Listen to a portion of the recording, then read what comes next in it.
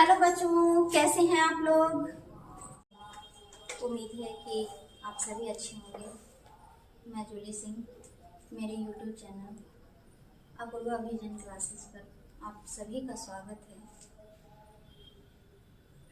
मैं offline coaching से जुड़ी हुई हूँ और इस क्षेत्र में मैं आप सभी बच्चों का सोची जो यूट्यूब चैनल के माध्यम से कुछ खास शैक्षणिक क्षेत्रों में बेहतर योगदान कर पाऊँ, तो इसलिए मैंने सोचा जो अभी फ़िलहाल बोर्ड की एग्ज़ाम होने वाली है, तो क्लास 10th और 12th, तो मैंने सोचा कि बहुत सारे अभी बच्चों की ज़रूरत होगी बहुत सारे टिप्स की, तो इसलिए मैंने ये वीडियो बनाया है।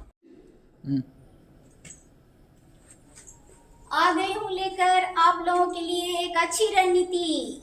तो आप लोग देखिए, क्लास 10th और 12th के बच्चों के लिए एक स्ट्रेटेजी मैंने बहुत मुश्किल से 7 पॉइंट्स इसके लिए चुने हैं, और एग्ज़ाम के टाइम में खासतौर पर जो बच्चों की परेशानी होती है, मैंने उस पर ये 7 पॉइंट डाले हैं और उनका समाधान भी मैंने लिखा है। सबसे पहले मैं बता दूं कि एग्ज़ाम नज़दीक आने पर बच्चों का डर जो है वो काफ़ी बढ़ने लगता है। बच्चे काफ़ी डरने लगते हैं, तो डरने की यहाँ बात ही नहीं है कुछ। बस आपने जो पढ़ा है उन सभी चीज़ों को रिवीजन करना है और ज़्यादा कुछ नहीं करनी है। कोई नई चीज़ें आपको नहीं पढ़नी है। बस आपने जो कुछ भी पढ़ा है बहुत ही बेस्ट पढ़ा है और उसकी रिवीजन आपको करनी है। अत्यधिक सिलेबस, अब बहुत सारे बच्चों की परेशानी क्या होती है, जो अत्यधिक सिलेबस का उनको बोझ लगते रहता है कि मैंने ये नहीं पढ़ा, मैंने वो नहीं पढ़ा, मैंने वो छोड़ा, मैंने ये किया नहीं किया, ये सारी चीज़ें। तो इसको बिल्कुल बोझ नहीं समझना है।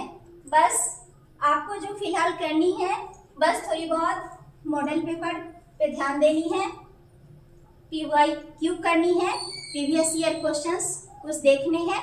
बस नई चीज़ों को कुछ भी नहीं जोड़ना है, बस यही आपको करना है।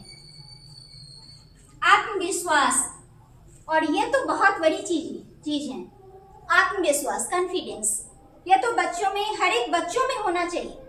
अगर आत्मविश्वास नहीं होगी तो फिर बहुत सारी प्रॉब्लम्स आपको आ सकती है। इतना ही नहीं, आप घबरा कर एक अच्छी कॉपी को नहीं राइट कर पाएंगे, आपकी एग्जाम बेहतर नहीं जा पाएगी। तो इसलिए कॉन्फिडेंस लेवल को लो नहीं करना है, बिल्कुल उसको एकदम आत्मविश्वास के साथ एग्जाम में आपको बैठना है और एग्जाम देना है। समय का उपयोग ना कर पाना, बहुत बच्चों की प्रॉब्लम क्या होती है, जो एग्जाम का टाइम नजदीक आते जाता है, बच्चे आलस से भर जाते हैं।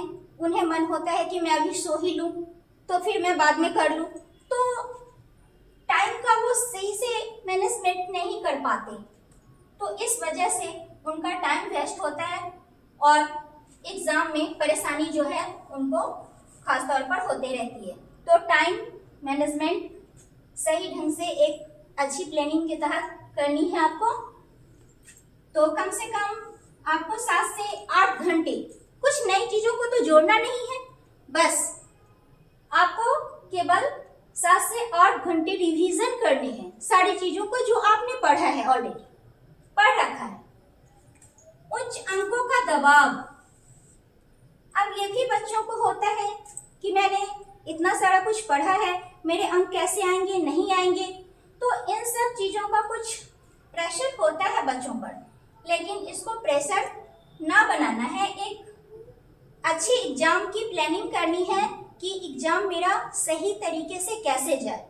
जैसा कि मैंने पिछली वीडियो में बनाया, जो OMR शीट किस प्रकार से आपको सही से करने हैं, तो उन सब चीज़ों पर कुछ ऐसी चीज़ें हैं जिस पर आपको ध्यान देना है और आप एक अच्छी स्कोरिंग करेंगे और अच्छा एग्जाम आपका जा सकता है। तो आप बेस्ट आंसर राइटिंग कैसे करेंगे इस पर भी मैं अगली वीडियो बनाने वाली हूँ। फिलहाल तो इन पॉइंट को देखिए।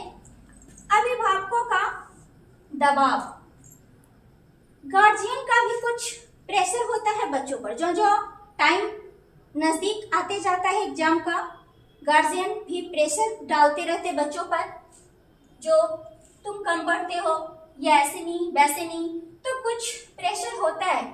इसको इग्नोर करना है और अपने जो पढ़ाई है, टाइम टेबल, टाइम का मैनेजमेंट है, वो सारी चीजों पर फोकस करनी है।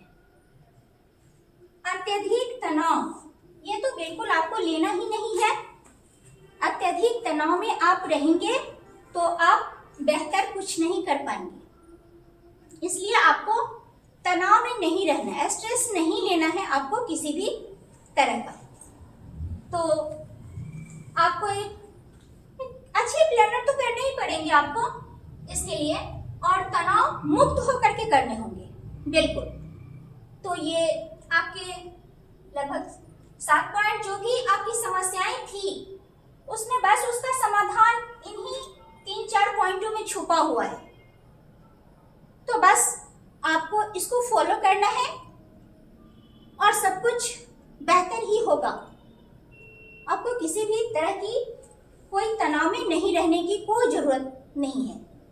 तो मैं अगली वीडियो फिर लेकर आऊंगी और एक अच्छी टॉपर्स की कॉपी कैसे लिखी जाती है, मैं इन सारे पॉइंट्स को भी बताऊंगी जो कैसे आपको कॉपी लिखनी है। तो फिलहाल मेरी वीडियो कैसी लगी आप लोग बताएंगे कमेंट्स में।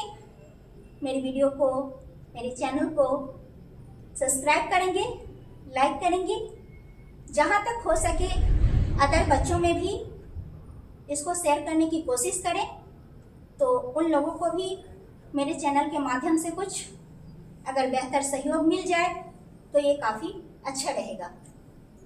Thank you.